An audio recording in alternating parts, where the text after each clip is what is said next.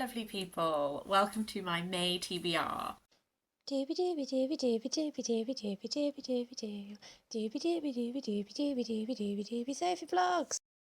I have decided to keep the mouse ears on. Cards on the table. I wear these around the house a lot when I'm getting stuff done. And I normally take them off before I record. I don't know if this is a look or not, but it is my get stuff done mouse ears. So, May is either approaching or upon us, depending on how quickly I've edited this video. I'm not taking part in a readathon in May. However, there are a few little topics that I have had burbling in the back of my brain that I thought I would dedicate May to doing. April was full-on mood reading, and we're still very much in the mood reading mode. But the first one I'm going to talk about is something which has been in the back of my mind as soon as I realised I had a few books that were exploring a similar topic. And so I'm kind of loosely making a theme that I have called Medieval Mystic May. These books that I hold in my grubby little paws, I realised as I was looking at them that they all sort of somehow touch on, like, female mystics, medieval holy women, women who were writing about their revelations and that kind of thing. So I thought it would be really fun to do like a reading moment in May that is called Medieval Mystic May. This is what I have made it be. So I have some primary writings, I have some fiction, and I have some non-fiction. I'll start with the book that made me realise that I had this swirly-whirly moment going. This is Poet, Mystic, Widow, Wife, The Extraordinary Lives of Medieval Women by Hetta Howe. I got this for Christmas. I think it is so beautiful. It's very much a Sophie book. This book is a non-fiction that is about four medieval women: Marie de France, Julian of Norwich, Christine de Pizan, and Marjorie Kemp. I am vaguely more familiar with some of them than others, but I've been so excited for this book. My start point was that on the heels of reading this, I realised that I have the Lais of Marie de France and I haven't read them. Marie de France was writing in like the 12th century, I believe. Her Lais are like based on like Breton tales, usually depicting like a moment of crisis in like a love relationship, that kind of thing. I think that this sounds really interesting. I've been really wanting to read this ever since I read Matrix by Groff. This is a fiction book that is set in the 1200s, and we are following this woman called Marie who is going into an abbey. She is becoming a nun. It's set during the time of Eleanor of Aquitaine, who is a character in this, and one of the inspirations for this character of Marie, who is our main character, is Marie de France. And as part of this book, she like writes the Lais. I remember enjoying this. I am a little fuzzy on it, so I'm including this in the stack to maybe do a reread. So there is a beautiful moment happening here. Wonderful. And then I was thinking, I also have this book, Revelations by Mary Sharratt, which is another fiction book. This one ties in nicely to this one because Marjorie Kemp is in this book. So this is imagining Marjorie Kemp, who was just sort of like a normal woman in medieval times. She wrote about, I haven't read Marjorie Kemp's writings, but it was very much like she took a vow of chastity even though she'd already had like 14 children with her husband. But this is a fiction book that is exploring Marjorie Kemp taking this vow, and then she goes on a pilgrimage to go see Julian of Norwich to sort of consult her about what she's choosing to do and gain wisdom from it. Julian of Norwich was a writer in Mother Julian, as she is known, had these revelations that she wrote down that were incredible. And so the visions appear, so 1342 to 1416 is a list time frame. I have read Julian of Norwich's writings before. There's very much like a thread throughout this that is like that phrase like God is love, like all of that very much has its roots in Julian of Norwich.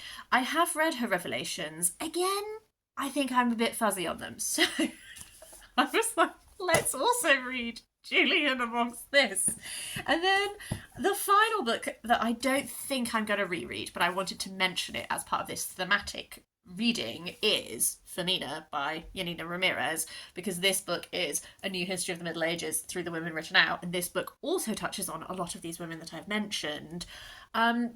The two people that are missing from this that I would also really like to read is this does explore Christine de Pizan. I don't have her writings. I really would like to read her work. She was like a courtly writer, and she wrote, I cannot remember what it's called off the top of my head, but it was a very courtly piece of writing. It was all about these women. I can't remember it. I really do want to read Christine de Pizan.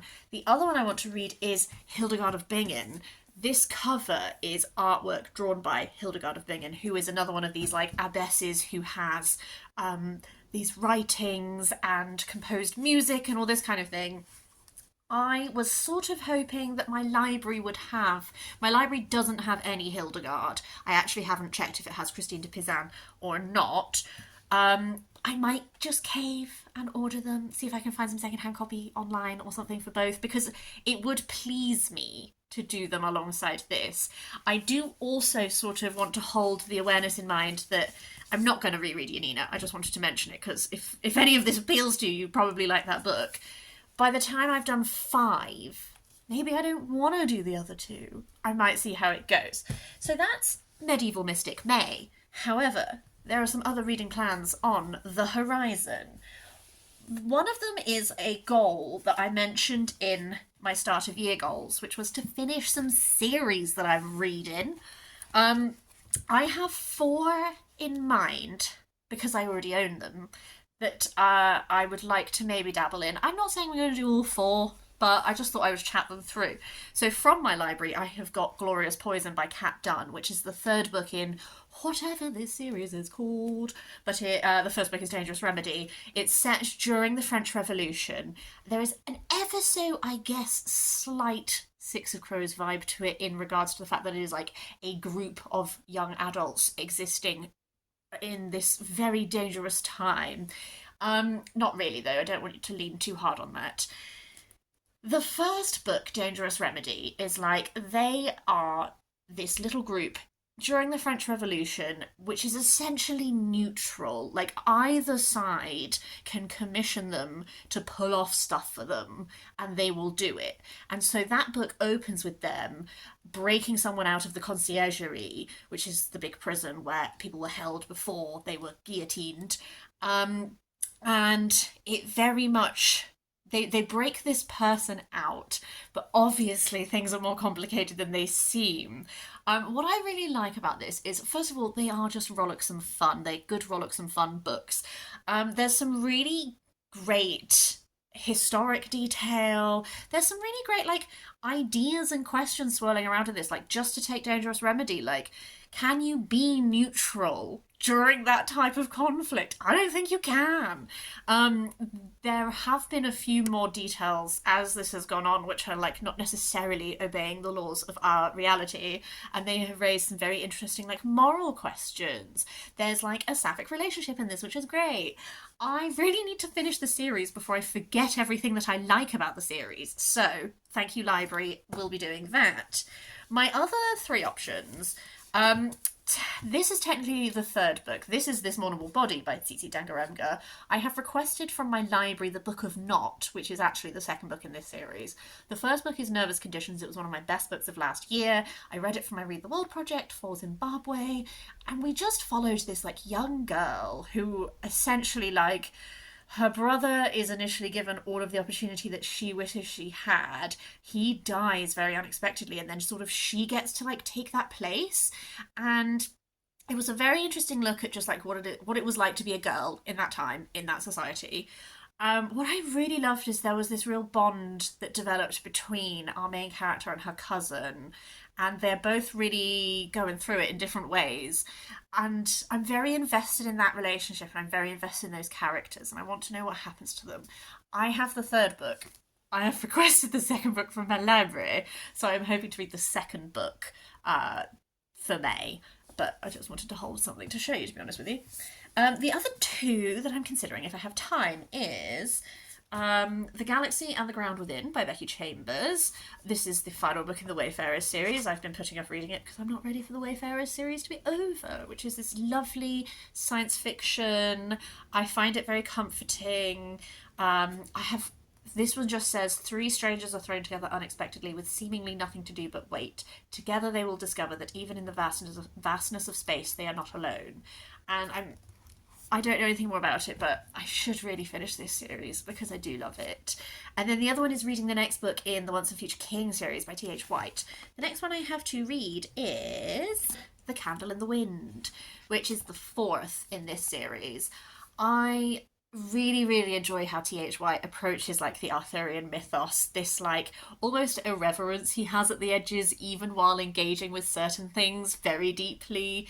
Like the humanity he gives to these characters in that they have like flaws and foibles and all that kind of thing. I'm loving it. I really want to finish it this year, so I'm thinking if I do another one of them in May, excellent, I'll be well on my way to doing that. A book that I have out from the library that I'll be reading in May is Not Your China Doll, The Wild and Shimmering Life of Anna May Wong by Katie D. Salisbury. This came onto my radar actually because it was on the Goodreads Choice Awards. I don't really put much stock in the Goodreads Choice Awards because they are a popularity contest. However, I do like to look at it and see what's nominated and see if anything catches my eye. And Anna May Wong was an actress. I've been really wanting to learn more about her. I really enjoyed the series Hollywood, I think it's called. I think it was on Netflix, which means I watched it probably 5 years ago because I don't have Netflix now. Which was a very like stylized look at this like golden age of Hollywood moment, and she was a character in that. But I think she was a very interesting actress. I think just exploring her life sounds really interesting, so I'm very excited to dive into this nonfiction. And then I have 2 books that I really meant to read in April as part of my mood reading, but I mood read so hard that I didn't read everything I wanted to read. First of those is Potiki by Patricia Grace. I read some of Patricia Grace's work in Black Marks on a White Page, which is a collection of Maori and Pacific Islander writings, and her short story was fantastic. I really loved it. So I want to read this. This is a look at this small Maori community, but their way of life is threatened when these developers want to use their land. And it just says, weaving together myth and memory, Patricia Grace's prize-winning novel is a spellbinding portrait of a defiant community determined to protect their way of life at any cost. I think it sounds really good. I really want to read more of her work. And the final one, which is another author who I really want to read another book by, is A Council of Dolls by Mona Susan Power. I loved The Grass Dancer by this author. It was just a really fantastic book that every chapter goes further and further back in time, so you really get to understand things in reverse almost. Like you got to see the impact of actions before you get to see what the action was that impacted these people. So, you know, I just thought that was really fantastic. She had a bit of a break from writing, I believe, so this is her return. 3 generations of Yanktonai Dakota women from the 19th century to the present day. I gotta get better at reading people. If I like their work, read more of their work. Finally, I will just briefly show you. I literally went to the library today and picked up my holds. I also raided the cookbook section, so I just thought I would show you the cookbooks. I won't talk about the cookbooks in a wrap-up. I'm mainly taking them out of the library to get a sense of if they'll work for me or not, because I have dietary restrictions. I like to test books on the library before I commit to buying them. I have two Jamaican cookbooks. The first one is Motherland by Melissa Thompson, and then the other one is West Winds by Riaz Phillips. I really enjoy cooking from Andy Oliver's cookbook. She's Antiguan, and Caribbean food in general is something that is often quite okay with my dietary requirements. So I got both of these out because I heard really good things about them, and I'm going to explore them and see what they're like dietary wise, and then if I really like one of them, then I will purchase that one. And then the other 2 are both spice themed. I really want to be better at understanding spices and coming up with spice pairings. I don't know. So I have The Modern Spice Rack by Esther Clark and Rachel Walker, and then I also have Spice: A Cook's Companion by Mark Diacono. There is an Instagram account, The Book Larder, I I think it's called. It's a entire bookshop dedicated to cookbooks that is in America, so I cannot shop there. But I follow their Instagram because they post really interesting books. I think I might have got both of these recommendations from there, so I'll link that down below in case you are also a fellow cookbook gal. That's everything I wanted to talk about. These are just some rough little reading plans. I'm also going on holiday in May. I'm going to Switzerland. I'm really excited. I'm also going to need to pack something that's like good travel reading that I haven't settled on yet. My dad has lent me some like chunky music biography books that are like literally this thick, so I might take one of those along. I'm not sure. I'm very excited. May is like one of my favourite months of the year. I feel like everything becomes very verdant and all of the flowers start blooming, and I just feel like full of joy for the world. Yeah, I would love, love, love to hear your thoughts on any of these. Please do leave me a comment down below. But otherwise, I hope you're having a nice day. I'll see you next time for something different.